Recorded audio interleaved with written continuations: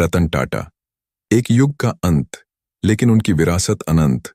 9 अक्टूबर 2024 का दिन भारत के इतिहास में एक महत्वपूर्ण मोड़ के रूप में दर्ज किया जाएगा। बीते कल भारत ने अपने सबसे महान और सम्मानित उद्योगपति रतन टाटा को खो दिया।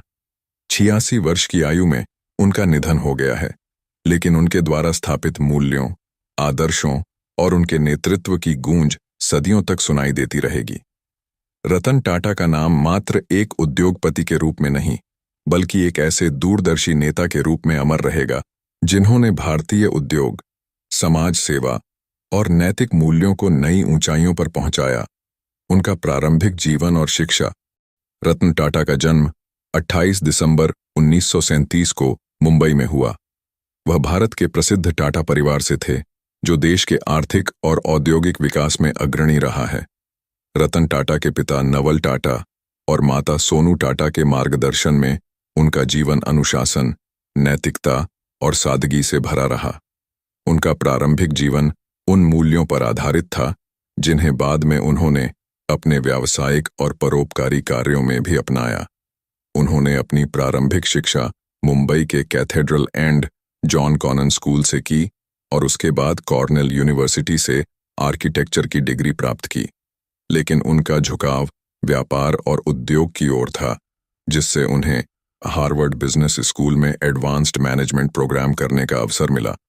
उनकी शिक्षा ने उन्हें केवल व्यावसायिक कौशल ही नहीं, बल्कि एक व्यापक दृष्टिकोण दिया, जिसमें उन्होंने व्यापार को समाज सेवा और नैतिक मूल्यों के साथ जोड़ने का तरीका सीखा। टाटा समूह का नेतृत्व और वैश्विक विस्तार। रतन टाटा ने 1962 में टाटा समूह के साथ अपने करियर की शुरुआत की। उन्होंने टाटा स्टील में एक साधारण कर्मचारी के रूप में काम करना शुरू किया, जहां उन्होंने उत्पादन के फर्श पर काम किया और वहां की वास्तविकताएं समझीं।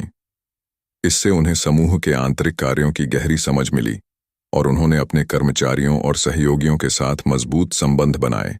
1991 में रतन टाटा ने टाटा समूह का नेतृत्व संभाला। उस समय समूह का ढांचा बहुत विविध और बिखरा हुआ था। उन्होंने इसे संगठित करने के लिए कई रणनीतिक कदम उठाए और इसे एक वैश्विक ब्रांड के रूप में स्थापित किया।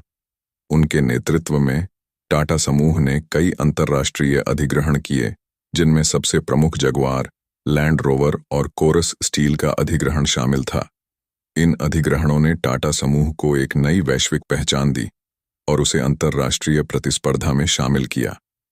लेकिन रतन टाटा के नेतृत्व का सबसे बड़ा योगदान यह था कि उन्होंने हमेशा टाटा समूह के मूल्यों और सिद्धांतों को प्राथमिकता दी। उन्होंने कभी मुनाफे को नैतिकता से ऊपर नहीं रखा और हमेशा इस बात का ध्यान रखा कि टाटा समूह का हर कदम समाज के हित में हो। टाटा नैनो और आम आदमी का सपना। रतन टाटा का सपना था कि हर भारतीय परिवार के पास अपनी कार हो। इसी सपने को साकार करने के लिए उन्होंने टाटा नैनो का विचार पेश किया। यह दुनिया की सबसे सस्ती कार थी, जिसे खास तौर पर भारतीय मध्यम वर्ग के लिए डिजाइन किया गया था। हालांकि यह परियोजना व्यापारिक दृष्टि से उतनी सफल नहीं हो सकी, लेकिन यह रतन टाटा के सामाजिक दृष्टिकोण और उनकी दूरदर्शिता का प्रतीक थी। उनका मानना था कि तकनीक और नवाचार का उपयोग केवल बड़े उद्योगों के लिए नहीं, बल्कि आम जनता की समस्याओं को हल करने के लिए भी किया जाना चाहिए। परोपकार और समाज सेवा। रतन टाटा का जीवन केवल उद्योग तक सीमित नहीं था। उन्होंने अपने जीवन का एक बड़ा हिस्सा समाज सेवा और परोपकार में लगाया। टाटा ट्रस्ट्स के माध्यम से उन्होंने अरबों डॉलर शिक्षा, स्वास्थ्य, ग्रामीण विकास और सामाजिक सुधार के कार्यों में दान किए। टाटा ट्रस्ट्स की संपत्ति टाटा समूह की 66% हिस्सेदारी के रूप में है, जो इसे भारत का सबसे बड़ा परोपकारी संगठन बनाता है। उनकी परोपकारी सोच का सबसे बड़ा उदाहरण उनके द्वारा चलाए गए शिक्षा और स्वास्थ्य सेवा के कार्यक्रम हैं। उन्होंने ग्रामीण इलाकों में शिक्षा की गुणवत्ता को सुधारने और स्वास्थ्य सेवाओं को बेहतर बनाने के लिए कई योजनाओं का समर्थन किया। उनका मानना था कि व्यापार का उद्देश्य केवल मुनाफा कमाना नहीं होना चाहिए, बल्कि समाज के उत्थान में भी योगदान देना चाहिए। व्यक्तिगत जीवन और सादगी। रतन टाटा का व्यक्तिगत जीवन सादगी और विनम्रता का प्रतीक था। उन्होंने कभी शादी नहीं की, और 4 बार शादी के करीब पहुंचने के बाद भी उन्होंने जीवन भर अविवाहित रहने का फैसला किया। उन्होंने हमेशा अपने कर्मचारियों और आम जनता के साथ एक समान व्यवहार किया। करोड़ों की संपत्ति होने के बावजूद उन्होंने सादगी से जीवन जिया और कभी भी अपनी दौलत या पद का दुरुपयोग नहीं किया। रतन टाटा के जीवन का एक और पहलू था उनके कुत्तों के प्रति प्रेम। वह जानवरों के प्रति गहरी संवेदना रखते थे और टाटा समूह के मुख्यालय बॉम्बे हाउस में उनके पालतू कुत्तों के लिए एक विशेष कमरा था। उनका यह प्रेम उनकी दयालुता और करुणा की भावना का प्रतीक था, जो न केवल इंसानों के प्रति बल्कि सभी जीवों के प्रति थी।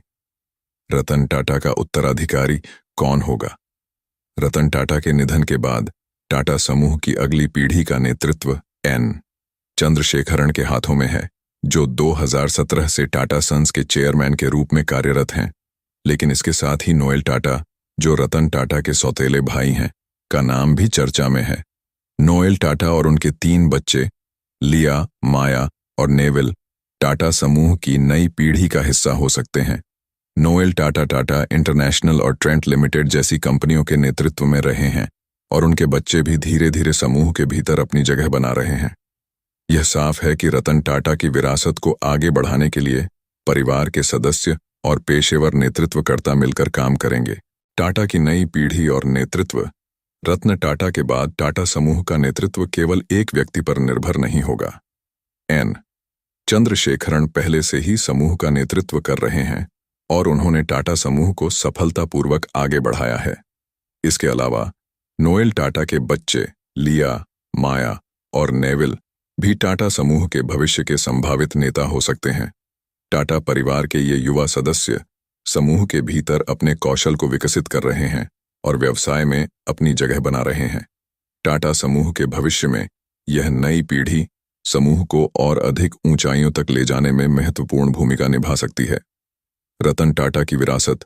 रतन टाटा का निधन 9 अक्टूबर 2024 को हुआ, जिससे भारतीय उद्योग और समाज ने एक महान नेता को खो दिया। प्रधानमंत्री नरेंद्र मोदी और देश विदेश के प्रमुख नेताओं ने उनके योगदान की सराहना की और उन्हें श्रद्धांजलि दी। रतन टाटा का जीवन एक प्रेरणा है, जो हमें यह सिखाता है कि कैसे व्यापार और समाज सेवा का संतुलन स्थापित किया जा सकता है। रतन टाटा की विरासत उनके उद्योग तक सीमित नहीं है, बल्कि वह एक समाज सुधारक और परोपकारी के रूप में भी याद किए जाएंगे। उनका दृष्टिकोण यह था कि व्यापार का उद्देश्य केवल मुनाफा कमाना नहीं होना चाहिए, बल्कि समाज के हर वर्ग की भलाई के लिए काम करना भी होना चाहिए। उनकी यह सोच आज के उद्योगपतियों और भविष्य की पीढ़ियों के लिए प्रेरणा का स्रोत बनी रहेगी। रतन टाटा के निधन के बाद उनकी विरासत उनके द्वारा स्थापित मानवीय मूल्यों और आदर्शों में जीवित रहेगी। उनकी कहानी यह बताती है कि सफलता केवल धन और पद से नहीं, बल्कि सेवा, विनम्रता और नैतिकता से मापी जाती है। उनकी विरासत और उनके आदर्श सदियों तक भारतीय उद्योग और समाज को प्रेरित करते रहेंगे। रतन टाटा, आपकी विरासत अनंत है।